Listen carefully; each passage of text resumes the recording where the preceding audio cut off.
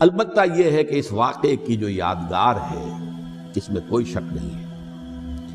کہ اس نے مسلمانوں میں سے ایک گروہ کے دل میں قربانی اور شہادت کا جذبہ بہت پیدا کیا، اس میں کوئی شک نہیں۔ اور جس طریقے سے کہ عاشورہ محرم میں یاد منائی جاتی ہے، جس طریقے سے اس نے اہل تشیع کے اندر قربانی کا جذبہ بے انتہا پیدا کر دیا، اگرچہ وہ جذبہ بروئے کار نہیں آتا، اس لیے کہ ان کے ہاں یہ عقیدہ ہے، یہ طے ہے کہ جب تک حضرت مہدی ظاہر نہیں ہوں گے ہم کسی کے خلاف بغاوت نہیں کریں گے۔ یہ پوری تاریخ میں ان کا معاملہ رہا، تمام جو ہے ائمہ اہل بیت کا معاملہ رہا، جب تک مہدی نہیں آتے keep sitting and keep waiting, wait and see, that's all۔ یہ تو خمینی صاحب نے کیا ہے، آیت اللہ خمینی صاحب نے، کہ انہوں نے یہ ایران کے شیعوں کو باور کرایا کہ بھائی جب آئیں گے حضرت مہدی آ جائیں گے، لیکن ہم اب ہاتھ پر ہاتھ رکھ کر بیٹھے رہیں، باطل کو چیلنج بھی نہ کریں، ہمیں کچھ تو کرنا چاہیے، وہ ہاتھ پاؤں ہلانے چاہیے، اور کچھ نہیں تو مہدی کا راستہ جو ہے صاف کرنا چاہیے، تمہید کرنی چاہیے، ان کے راستہ ہموار کیا جائے۔ تو یہ ان کی بڑی عظمت ہے آیت اللہ خمینی صاحب کی، کہ اہل تشیع ایران کے جو ہے ان سے انہوں نے یہ بات منوا لی کہ ہم بالکل انرٹ نہیں بیٹھے رہیں گے، بلکہ اب انہیں نائب امام قرار دے کر اور ولایت فقیہ کے فلسفے کے حوالے سے، یہ دو چیزیں ان کی جو ہیں بنیادی فلسفے کی ہیں، وہ اس وقت میرا موضوع نہیں ہے،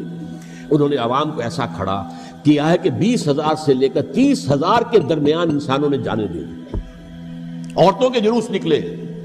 شیرخوار بچہ گود میں ہے عورت کے اور گولی کھا رہی ہے، مر رہی ہے، گر رہی ہے۔ آپ سوچئے زندگی کتنی عزیز ہوتی ہے، اور شیرخوار بچے کے لیے ماں کی جو زندگی ہے، اس ماں کو اپنی زندگی کتنی عزیز تر ہوگی کہ اپنے لیے نہیں تو اس بچے کے لیے مجھے جینا ہے، لیکن نہیں،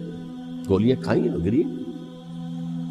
یہ جذبہ انہی میں ہے۔ واقعہ یہ ہے کہ اہل سنت کے اندر یہ جذبہ نہ ہونے کے برابر ہے، یہ میں واشگاف الفاظ میں کہہ رہا ہوں۔ پورے عالم اسلام میں صرف شیعہ ایران ایسا نکلا ہے کہ جس نے بادشاہت کا خاتمہ کیا، باقی سعودی عرب میں بادشاہت بیٹھی ہوئی ہے، ڈٹ کر بیٹھی ہوئی، اربوں ڈالر کا ایک ایک محل بنتا ہے ان بادشاہوں کا، اور سنی سن ہے، سن، کوئی حرکت نہیں۔ وہ تو اب جو حرکت ہو رہی ہے وہ اینٹی امریکن حرکت ہے جو ہو رہی ہے، وہ در حقیقت وہ مسئلہ بالکل دوسرا ہے جو اس وقت ہو رہا ہے، لیکن یہ کہ عالم اسلام میں کوئی تحریک ایسے نہیں اٹھی۔ یہ اہل تشیع میں ہے جو بالکل استثنائی بات ہے کہ انہوں نے جو ہے ایک ایسا بادشاہ جس کو کہا جاتا تھا کہ اس کا جو اسلحہ خانہ ہے وہ ایشیا میں سب سے بڑا اسلحہ خانہ ہے، جو 2500 سالہ پرانی جو ایک عظمت تھی ایران کی، اس کو دوبارہ تازہ اور زندہ کرنا چاہتا تھا۔ 2500 سالہ برسی اس نے بنائی تھی، اس کے لیے ایک شہر آباد کیا تھا کہ خسرو یا سائرس یا ذوالقرنین قرآن مجید کی اصطلاح میں اس کی یادگار بنائی تھی، اور وہ سوچ رہا تھا کہ وہی عظمت دوبارہ ایران کی ہوگی جو کہ خسرو کے زمانے میں تھی، جس کا قرآن مجید میں سورہ کہف کے اندر ذکر ہے، مشرقی فتوحات، مغربی فتوحات، شمالی فتوحات۔ تو وہ بادشاہ ہے، اس کو بھاگنا پڑا ہوا قربانی کی وجہ سے۔ تو یہ جو ہے واقعہ کربلا نے، اس میں کوئی شک نہیں ہے کہ ایک ایسی مشعل روشن کی ہے جس کو کہ ہر شخص کو دیکھنا چاہیے۔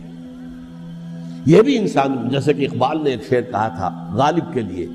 فکر انسان پر تیری ہستی سے یہ روشن ہوا